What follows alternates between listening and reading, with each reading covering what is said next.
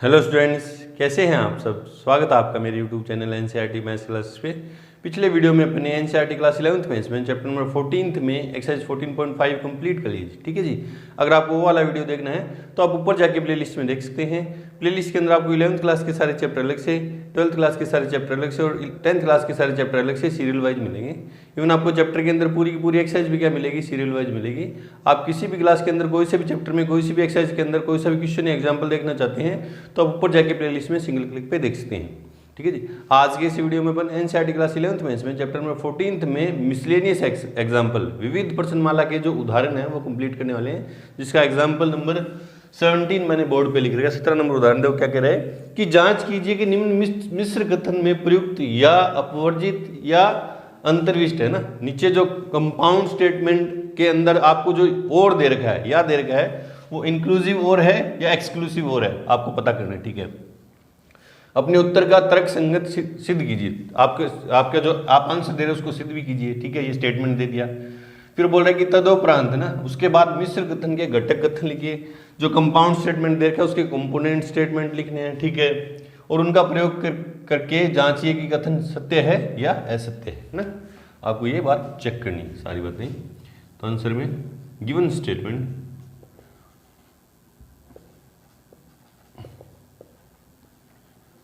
क्या है, T statement दे दिया। क्या बोल रहा है कि जब वर्षा होती है, जब वर्षा होती है आप भीग जाते हैं, आप भीग जाते हैं। ठीक है। या जब आप नदी में होते हैं, या जब आप नदी में होते हैं आप भीग जाते हैं ना, आप भीग जाते हैं। ठीक है। तो पहले तो इसके कंपोनेंट स्टेटमेंट लिखते हैं ना। देयरफॉर कंपोनेंट घटक कथन, component statement of given statement, दिए गए कथन के घटक कथन है ना, क्या होंगे। एक को मैं पी मान ले रहा हूं और दूसरा क्या जाएगा क्यू, है ना। तो देखो ये रहा ना, या यहाँ जुड़ा है ना और यहाँ है। तो पहला पी जो कंपोनेंट स्टेटमेंट है वो क्या है, जब वर्षा होती है आप भीग जाती हैं। जब वर्षा होती है आप भीग जाते हैं।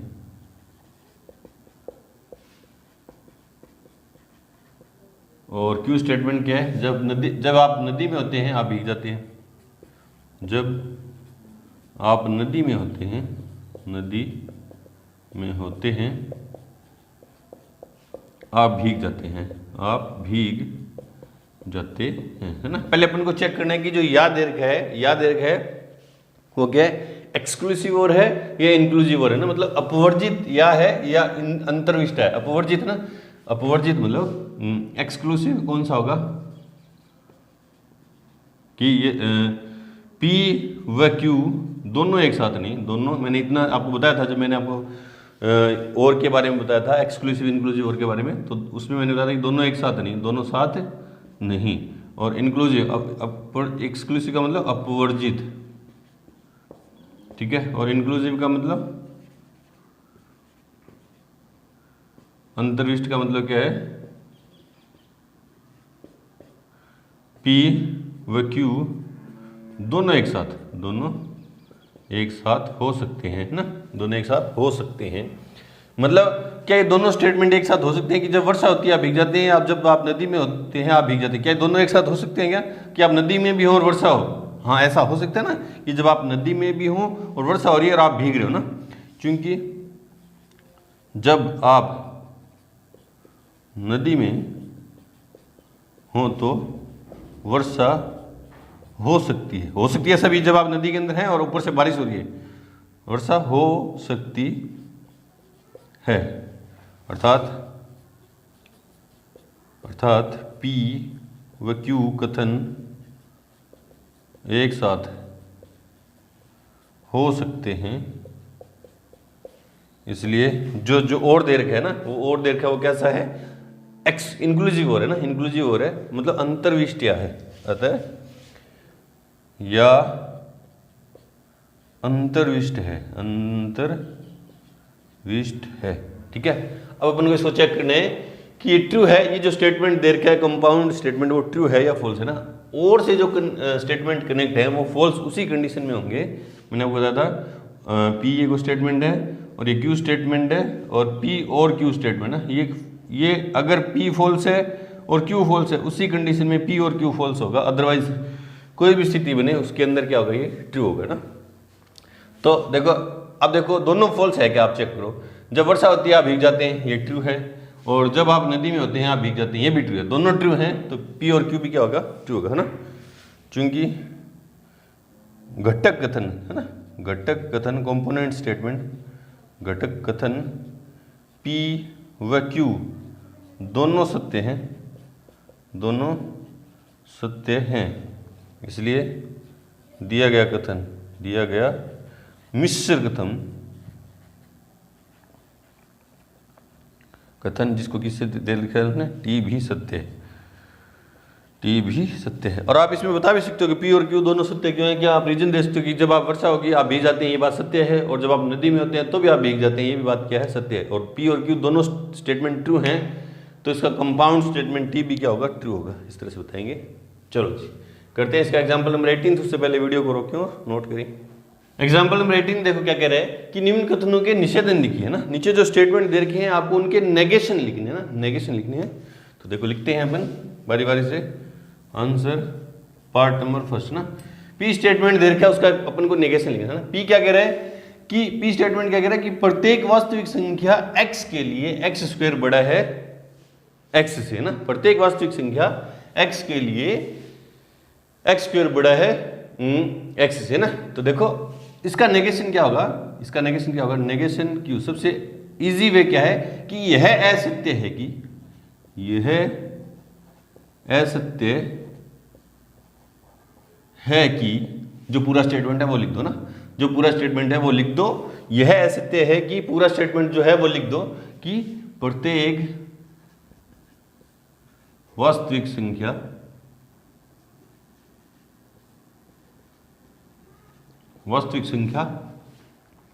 x के लिए x स्क्वायर ग्रेटर है इससे x से। या तो अपन यूं लिख देंगे निषेधन है ना। निषेधन लिखने का सबसे बेस्ट वे, सबसे इजी वे क्या है कि जो भी स्टेटमेंट दे रखा है उसका नेगेशन अपन किस तरह से लिखेंगे, उसके आगे ये जोड़ दो सिर्फ। यह असत्य है कि प्रत्येक वास्तविक संख्या x के लिए x स्क्वायर ग्रेटर है किससे, x से, ये लिख दो। या इसका जो मतलब निकला है वो लिख दो ना। इसका मतलब क्या निकला है देखो, यह असत्य क्या बात है, सत्य हो रही है कि हर एक है ना, हर एक एवरी x के लिए x स्क्वायर बड़ा है x से, ये बात फॉल्स है। तो इसका मतलब क्या निकला कि किसी एक x का ऐसा कोई एक x ऐसा एग्जिस्ट कर रहा है जिसके लिए क्या होगा, x स्क्वायर लेस होगा किससे x से, है ना। मतलब या तो सीधा और सीधा अपन को इजी वे में अगर अपन को किसी स्टेटमेंट का नेगेशन लिखना है तो ये लिख दो कि यह असत्य है कि, और वो पूरा स्टेटमेंट। या उसका नेगेशन अपन किस तरह से लिखते हैं कि इस जो नेगेशन का अपने दिमाग में सोच लो और उसका जो मतलब निकल रहा है वो लिख दो ना। मतलब इसका मतलब क्या निकला देखो, इसको अपन और यूं भी लिखते हैं, और नेगेशन भी किसी एक वास्तविक संख्या, कोई वास्तविक संख्या थी, किसी एक वास्तविक संख्या x का अस्तित्व इस प्रकार है कि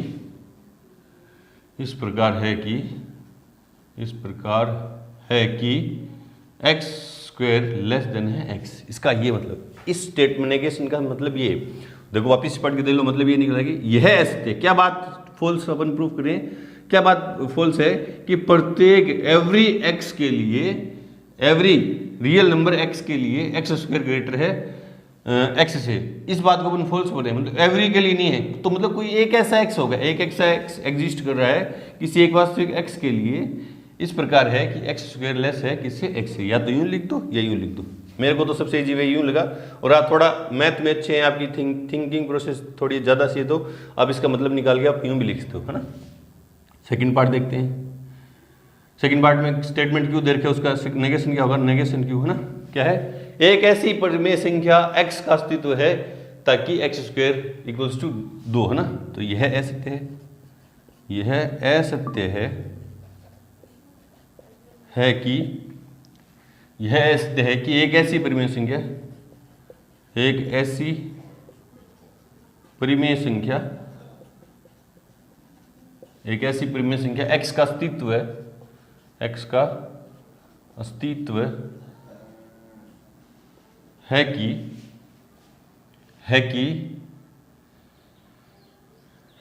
ताकि x स्क्वायर इक्वल्स टू 2 है ना।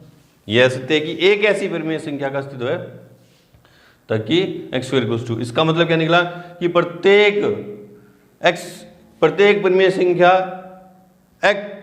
परिमेय संख्या x का अस्तित्व इस प्रकार है कि x square not equals to 2। इसका मतलब ये निकला एक ऐसी के लिए बोल रहा है, उसका उल्टा क्या हो जाएगा, प्रत्येक x परिमेय संख्या x इस प्रकार है, अस्तित्व इस प्रकार है कि x स्क्वायर नॉट इक्वल्स हो जाएगा 2 है ना।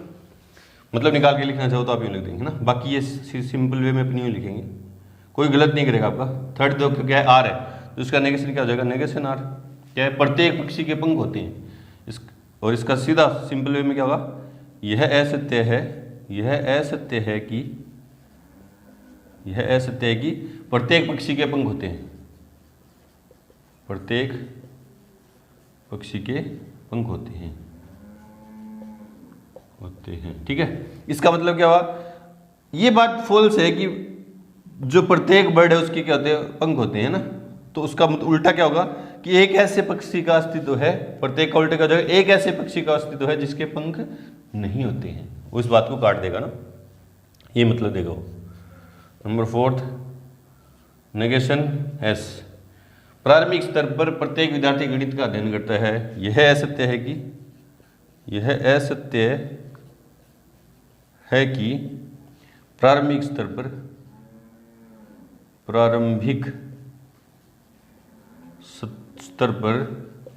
प्रत्येक विद्यार्थी गणित का अध्ययन करता है।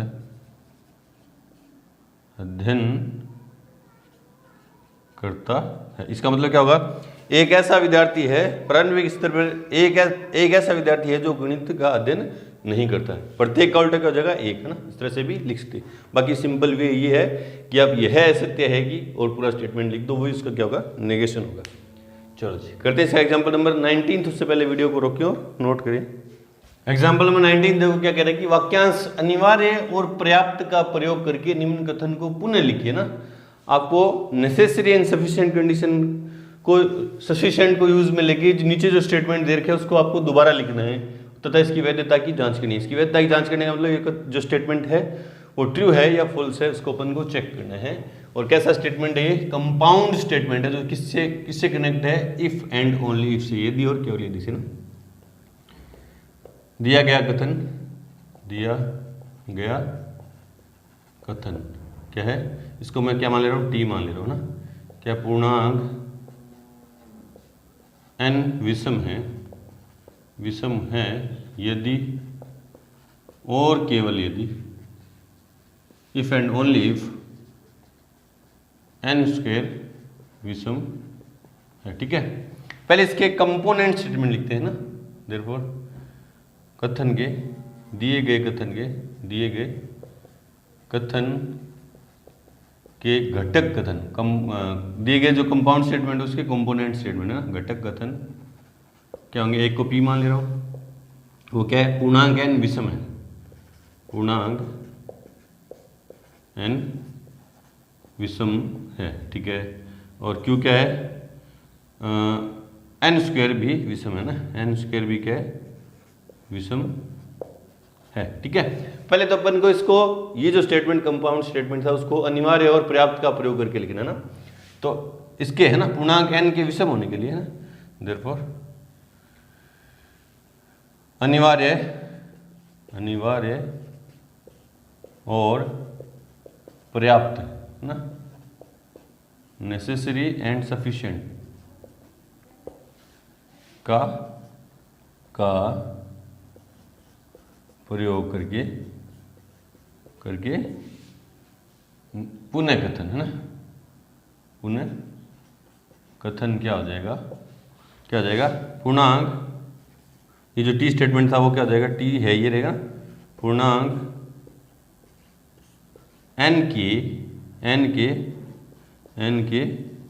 विषम होने के लिए आवश्यक और पर्याप्त है कि n स्क्वायर विषम है ना, n स्क्वायर क्या है, विषम है। ठीक है, ये होगा आवश्यक और पर्याप्त का अपन ने यूज कर दिया ना। अब इसकी वैलिडिटी चेक करनी है ना। मैंने आपको बताया था कि P इफ एंड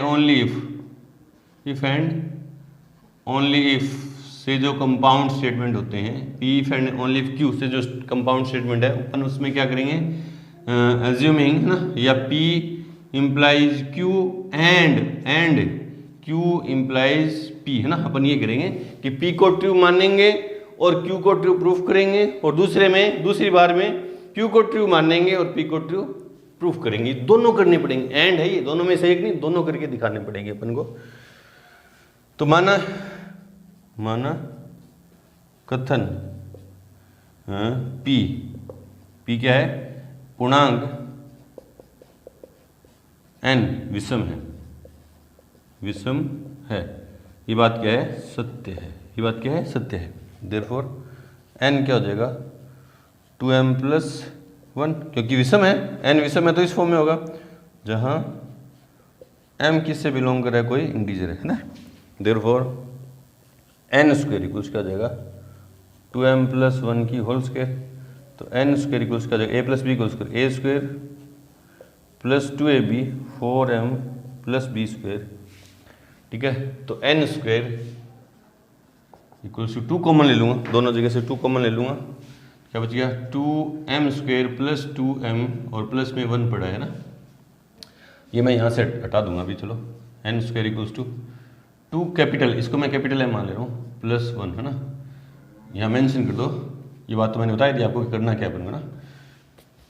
यहाँ कैपिटल M है वो क्या है 2m स्क्वायर + 2m, है ना, इसलिए n, क्योंकि ये किस फॉर्म है, ये कैसी फॉर्म है, ये ओड नंबर है ना, ये कैसे, क्योंकि m एक इंटीजर है, ये देख लो आपने, m एक इंटीजर है, और इंटीजर पे जो भी अपन ऑपरेशन अप्लाई करेंगे, मल्टीप्लाई और प्लस और माइनस के, वो सारे क्या देगा, मुझे इंटीजर देगा ना। देयरफॉर n स्क्वायर विषम है ना, कैसा हो गया, विषम है, इसलिए कथन Q सत्य है ना, Q सत्य है, स्थिति फर्स्ट ना। और कथन Q सत्य, मैंने P को, है ना, P स्टेटमेंट को ट्रू लेके चला था और Q स्टेटमेंट ट्रू प्रूफ कर दिया विलोम से। अब विलोम थे ना, अपोजिट, विलोमत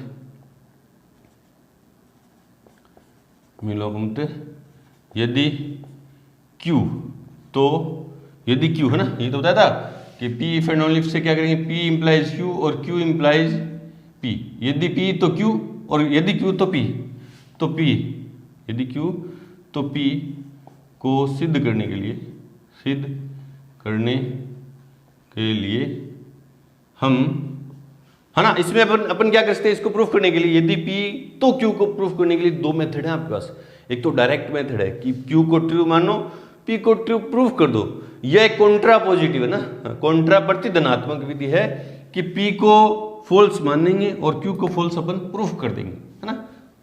देखो ना, यदि P तो Q, ये अपने आप में एक स्टेटमेंट है, इफ देन से जो कनेक्ट है, उसकी वैलिडिटी चेक करने के लिए अपने पास 2 मेथड हैं। एक तो डायरेक्ट मेथड है, उसमें अपन क्या करते हैं कि Q को ट्रू मानेंगे, फर्स्ट वाले को ट्रू मानेंगे और सेकंड वाले को ट्रू प्रूफ कर देते हैं, इसको डायरेक्ट मेथड बोलते हैं। एक कॉन्ट्रा पॉजिटिव प्रतिधनात्मक विधि में क्या करते हैं, दूसरे वाले को फॉल्स मानते हैं और पहले वाले को फॉल्स प्रूफ कर देते हैं। इसमें दूसरी वही मेथड लगाएंगे अपन, है ना, हम प्रतिधनात्मक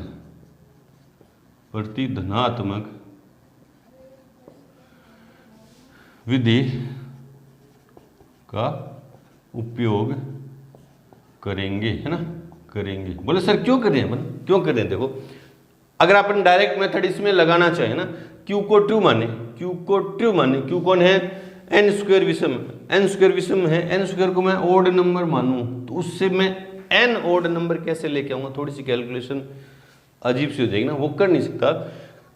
कर सकते हैं लेकिन थोड़ी सी हार्ड पड़ेगी, तो इसलिए दूसरा मेथड अपन अप्लाएंगे। अपन क्या करेंगे, माना Q सत्य नहीं है ना, Q सत्य नहीं है, या नेगेशन Q सत्य है ना, माना नेगेशन Q जो क्या होगा एन स्क्वायर विषम है, इसका नेगेशन क्या हो जाएगा एन स्क्वायर सम है ना, एन स्क्वायर सॉरी माना नेगेशन P है ना, क्योंकि सेकंड वाले को मान के चलते हैं ना, नेगेशन P क्या है, नेगेशन P लेके चलूंगा मैं, क्या है n विषम पूर्णांक है, तो इसका उल्टा क्या हो जाएगा n पूर्णांक n सम है ना, पूर्णांक n सम है। देखो ना कॉन्ट्रा पॉजिटिव मेथड में अपन क्या करते हैं, सेकंड वाले का नेगेशन मान के चलते हैं और फर्स्ट वाले का नेगेशन प्रूफ कर देते हैं ना। माना सेकंड वाला कौन है यहाँ पे, क्योंकि मैं Q इंप्लाइज P है ना, यदि Q तो P सिद्ध करने जा रहा हूँ, को प्रूफ करने जा रहा हूँ, तो मैं पहले बाद वाला कौन है P, तो मैंने उसका नेगेशन ले लिया, पूर्णांक n, स्टेटमेंट क्या था P की पूर्णांक n विषम है, तो उसका नेगेशन क्या हो जाएगा पूर्णांक n सम है ना, सत्य है, सत्य है। देयरफॉर n क्या हो जाएगा, n इक्वल्स क्या हो जाएगा 2p नहीं ले सकते, 2r ले ले रहा हूँ ना, 2r, जहाँ r क्या है, r बिलोंग्स टू z, क्योंकि m तो मैं पहले ले चुका था क्वेश्चन के अंदर, अब मैंने r ले लिया ना, n एक सम संख्या ले ली तो n स्क्वायर ना, n स्क्वायर क्या हो जाएगा 2r स्क्वायर, तो n स्क्वायर क्या हो जाएगा 4r स्क्वायर, तो n स्क्वायर क्या हो जाएगा 2 इंटू 2r स्क्वायर, तो n स्क्वायर क्या हो जाएगा 2 कैपिटल R है ना, जहाँ कैपिटल R क्या है 2r स्क्वायर ना, तो n स्क्वायर भी क्या हो गया सम हो गया है ना, इसलिए n स्क्वायर सम है, क्योंकि इवन नंबर इसी फॉर्म में होते हैं, इसलिए नेगेशन Q, नेगेशन Q क्या है सत्य है, नेगेशन Q, ये स्टेटमेंट Q है वो क्या है n स्क्वायर विषम है, उसका नेगेशन क्या होगा n स्क्वायर सम है ना, नेगेशन Q n स्क्वायर सम है, सत्य है ना, सत्य है, इसलिए दिया गया कथन सत्य है। इसी तरह से करते हैं ना अपन, कोई statement if and only say connect है तो P इंप्लाइज Q करवाएंगे, मतलब P को ट्रू मान के Q को ट्रू प्रूफ कर देंगे, और Q को ट्रू मान के P को ट्रू प्रूफ कर देंगे और ये प्रूफ करने के मेरे पास दो मेथड है, एक तो डायरेक्ट मेथड है जो मैंने इसमें P को ट्रू माना, उसमें मैंने डायरेक्ट मेथड लगाया, P को ट्रू माना, देखो ये वाली बात है ना, इफ P देन Q में क्या माना मैंने कि P ट्रू है तो Q को ट्रू प्रूफ कर दिया, ये तो था डायरेक्ट मेथड। और इफ Q देन P में को प्रूफ करने के लिए मैंने कौन सा मेथड लगाया, कॉन्ट्रा पॉजिटिव मेथड लगा के इसको प्रूफ कर दिया है ना, इस तरह से करेंगे। चलो जी करते हैं इसका एग्जाम्पल नंबर 20, उससे पहले वीडियो को रोकें और नोट करिए। एग्जाम्पल नंबर 20 तो क्या कह रहा है कि निम्न कथन के लिए आवश्यक और पर्याप्त प्रतिबंध को ज्ञात कीजिए। आपको नेसेसरी और सफिशिएंट कंडीशन आपको फाइंड करनी है, दोनों नीचे जो स्टेटमेंट दे रखा है उसमें है ना। तो आंसर में दिया गया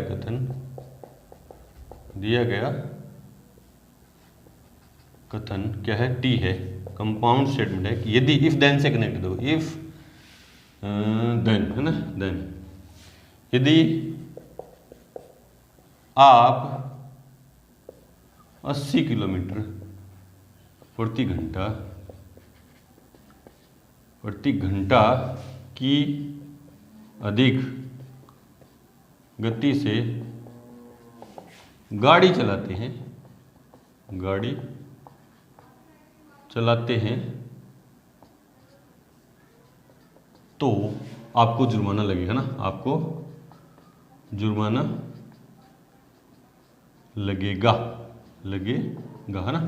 मैंने आपको बताया था कि इफ P देन Q से जो स्टेटमेंट जुड़े होते हैं, देन Q है ना, तो P जो है वो सफिशिएंट कंडीशन है ना, sufficient condition for Q, sufficient मतलब आवश्यक नहीं, सॉरी पर्याप्त पर्याप्त प्रतिबंध है किसके लिए, क्यू के लिए, और क्यू जो है वो नेसेसरी है ना, नेसेसरी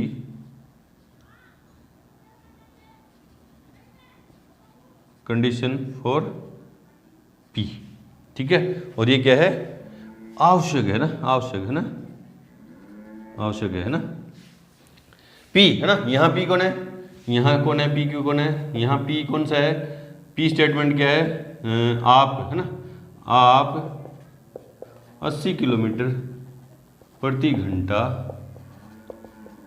की अधिक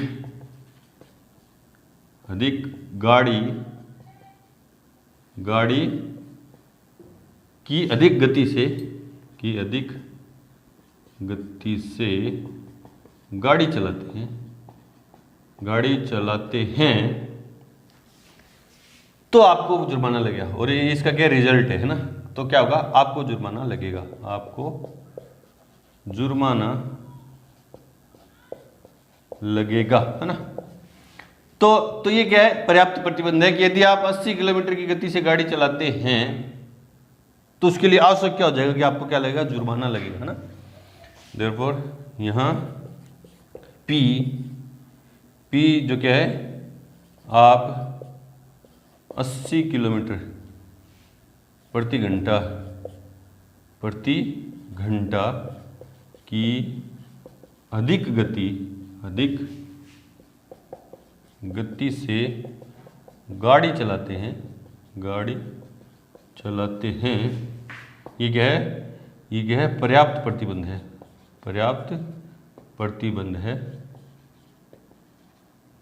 प्रतिबंध है क्यू के लिए, है ना। और वह क्यू क्या है, आपको जुर्माना लगेगा, आपको जुर्माना लगेगा। ये क्या है, आवश्यक प्रतिबंध है, आवश्यक प्रतिबंध है ना। सीधी सी बात है, एविडेंस जो स्टेटमेंट कनेक्ट है उसमें पी जो है वो तो सफिशिएंट है, आवश्यक है, सॉरी पर्याप्त है, और क्यू जो है वो क्या है, नेसेसरी, आवश्यक प्रतिबंध ना। इस तरह से करेंगे। चलो जी, तो यहाँ पे आगे हमारी एक्सरसाइज मिसलेनियस एक्सरसाइज के एग्जांपल कंप्लीट हुए। मिलते हैं अपनी एक्सरसाइज मिसलेनियस एक्सरसाइज के साथ, तब तक के लिए गुड लक, थैंक यू।